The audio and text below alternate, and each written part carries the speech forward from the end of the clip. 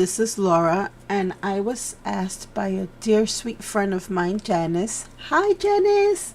Um, Janice has saw my gear card, the shape gear card for the Father's Day card challenge from Diamond Eyes, and she wanted, or she asked me if I would be kind enough to show her how to create that card, and I said sure. Of course, I don't know how to. Well, I could explain it, but it would like the typing and the texting. I told her I'd rather just make a video for her, that way she can see how I did it. And it is really simple and easy.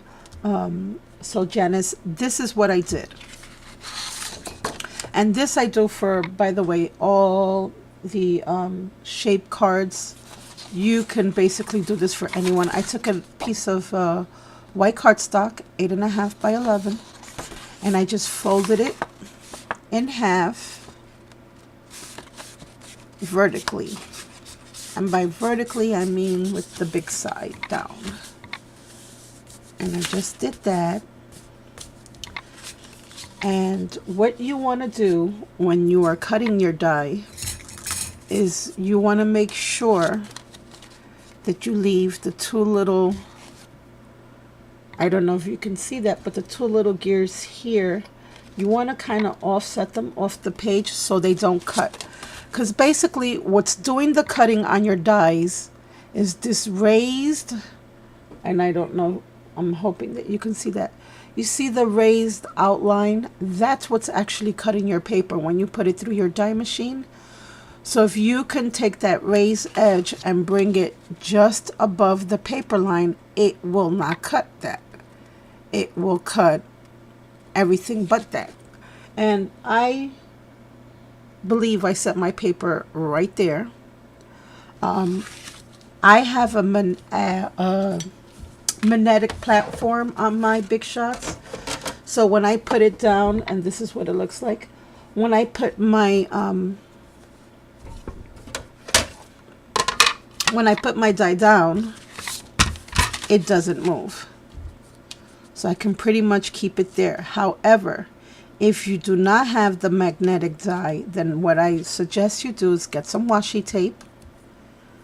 Once you have your die in position, and tape it down so that it does not move, because the littlest movement here can really mess up your card, because what you're looking for is that you want the die to be just a little bit offset from the where the fold is at. And you definitely want to cut and offset the die at the fold, because the fold is what's going to keep the card attached still. And then I just take my plates. I'm going to cut this for you and be right back.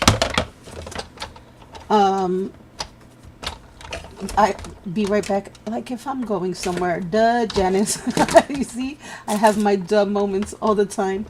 What I was going to tell you, Janice, is this can be done for any shape. It doesn't, you're not limited at all by the shapes. As long as you can offset it, you will have a cut. Now, let me just remove this here, and you will see what I mean. Oh, I forgot the tape was on. Oh, I forgot the tape. See, and now when you remove it, you have a card. And it's in the shape of the die. Just to show you that it can be done. And I love this technique, not only for cards, but for tags. Like for layouts, if you want, or for mini albums, if you want a little pocket or a cute little place to do some journaling, you can go way down with your smaller dies and do the same thing. Now I'm going to do the same thing just to show my friend here that it's not because the gears are sticking out that made it that much easier. You really can do this with any shape card. This is the scallop. Now, as you can see, because of the scallops, again, I'm doing this against the folded side, the side with the fold, and I'm just barely letting it peek through. You see that? And I'm gonna tape that down to keep it in position. Even though I do have the magnetic platform, I'm just showing you how to do it in case you don't have the magnetic platform. Again, I'm gonna run it through my Big Shot.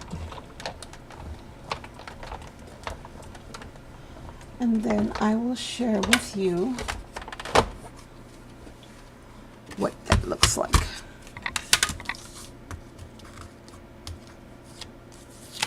This time I will remove the tape before trying to remove the paper. And I'm sorry I'm working so slow. It's raining here. We're having, again, many storms, and my fingers are a mess. So here's the card. Now you have a scallop card that you created, and just by offsetting that off the fold just a little bit so it does not cut.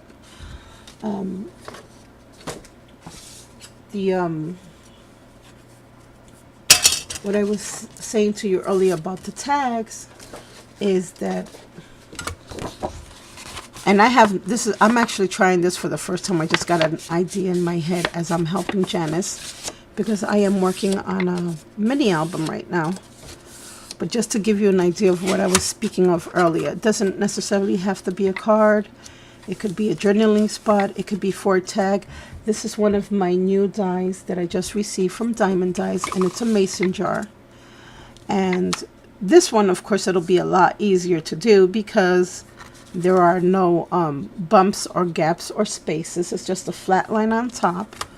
But just to give you another little idea, I put my mason jar down here, and I don't know what this is going to look like, but I'm thinking it's going to be pretty cool. And I'm just trying to create maybe a little hidden journal spot, or a nice, just a different little, for a mini album, maybe another little photo mat. But okay, let's see what that looks like.